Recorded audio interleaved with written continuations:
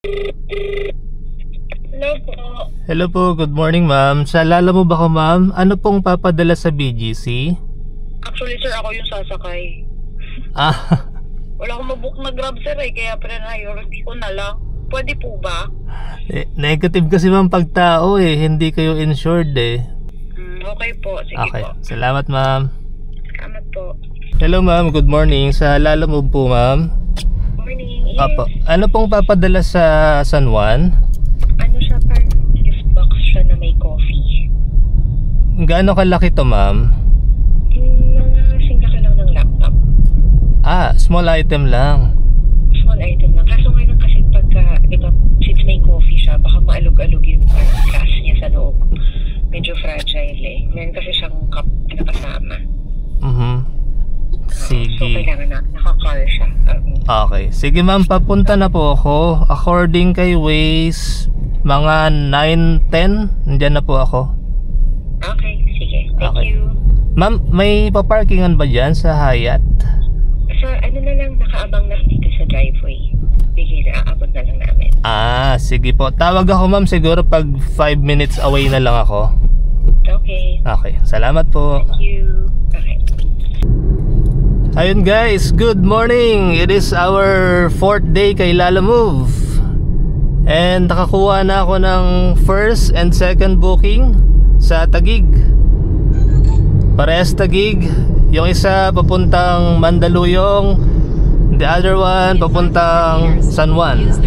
So yung isa is puro papel, malalaking papel. And yung isa naman isang box na kape daw yung laman sa loob. Coffee. Ayan. So let's go. Unahin natin yung sa Mandaluyong kasi yun ang mas malapit. And then isunod natin yung papuntang San Juan. Let's go. So na-drop off ko na yung first and second booking dun sa Mandaluyong, yung isa, tsaka sa San Juan. Next, may nakuha akong booking dito sa San Juan, pabalik ng Taguig. So kunin na natin. Let's go. Ayun guys, may nakuha na akong fourth booking kasabay nung third. So yung fourth booking is galing dito sa Mandaluyong, papunta lang ng bandang Pioneer. Sa mga lang, mga barbecue. Parang 3 tray ng barbecue. So diretso na natin muna to at malapit lang, 2 kilometers lang. Saka natin diretso yung sa Patagig na 3 box. Ayun guys, update ko kayo later pag na-drop off na. So yun guys, na-drop off ko na yung third and fourth booking sa Pasig tsaka sa Taguig. So ngayon, time check is 1:49. Malapit na lang naman ako sa bahay, mga 2 kilometers away. Lunch muna ako, tapos kayod tayo ulit. Let's go. Ayun guys, so katatapos ko lang mag-lunch. Time check is 2:48. Tapos nakakuha na ako ng 5th booking from Pasig going to Hypermarket Taguig. So kunin na natin, medyo bulky daw sabi ni madam Hopefully magkasya. Let's go.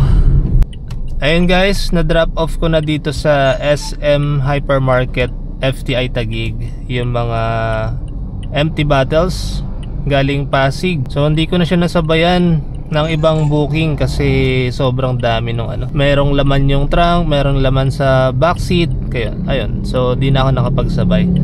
So ngayon, from here sa FTI Taguig, hanap ako ng booking, sana meron yung malapit lang, going to Pasig or Taguig ulit na malapit sa BGC, mga ganyan. So yun, let's go. Ayun guys, nakakuha ako ng pang 6 booking, naka-priority. First time kong naka-priority. Yun nga lang, sobrang traffic na. Time check is 4:38. Dito ako sa Taguig. Papunta ako ng Taguig City Hall. May pipick upin doon. Papunta rin ng Upper Bikutan. So let's see, pick upin na natin. Let's go. Guys, time check, it's 7:22 PM. This is my 7th booking from Pasay to Pasig. So 3 box lang siya ng wine glass dito sa backseat kasi babasagin, para mas safe siya dito sa backseat. So yun, estimated time arrival ko doon is mga 8:20 na. So 8.5 kilometers, pero halos 1 oras yung biyahe kasi rush hour na. Ayun, medyo sasagad tayo today. Hopefully maka 8 man lang, 8 bookings. So let's see, let's go. So yun guys, na drop off ko na yung 7th booking dun sa The Podium. Then nagtry ako maghintay ng pa going home na 8 booking sana. So wala na akong mahintay. Siguro mga 30 minutes na ako sa Podium, wala pa rin. Ang meron is yung mga paabono. Ayaw ko naman kumuha ng mga paabono. Mga medyo prone kasi sa scam yung mga paabono na yan. Though di ko naman nila lahat, pero ayun, kadalasan scam yung mga paabono. Tsaka mahirap na. Halos sakto lang naman kinikita kay Lalamove. Time check natin is 9:09. Since wala na makuhang booking, tingin ko uwi na tayo. And time check is 9:10. Nasa around 4 kilometers away na lang naman ako sa bahay. Let's call it a day. Papagas na ako and then diretso uwi na. Bawi na lang sa mga susunod na araw. Ganon talaga, hindi araw-araw Pasko. Well, bawi-bawi lang. Ganon talaga ang buhay freelancer. May araw na matumal, may araw na paldo. Tiyaga-tiyaga lang. Tsaka ang nai-enjoy ko araw-araw is may natututunan akong bagong mga daan. Yung mga daan na hindi ako masyadong familiar dati. Sa tingin ko, mas naging familiar na ako sa kanila.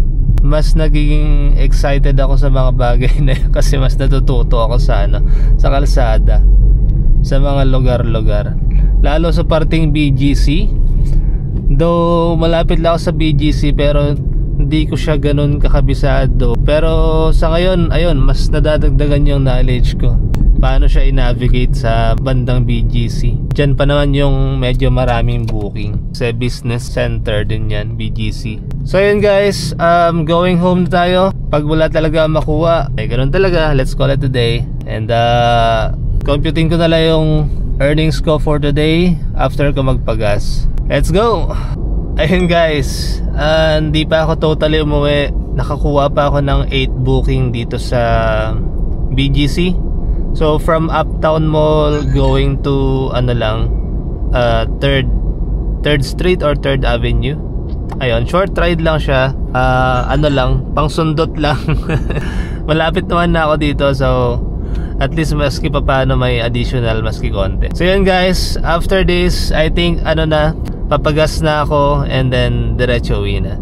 Ayun guys, so finally na-drop off na natin lahat ng 8 bookings. So ang kinita natin kay Lalamove, bawas na yung commission niya is 1,931. Plus meron tayong tip na 30 pesos. So 1,961. Tapos i-less natin yung mga nagastos natin, which is gas tsaka yung pagkain. So yung gas natin is 843.49. Tapos yung kinain ko na sisig is 156. So kinita natin for today, net na kinita is 961.51. Nice. Para sa 8 booking. Ayun guys, not bad.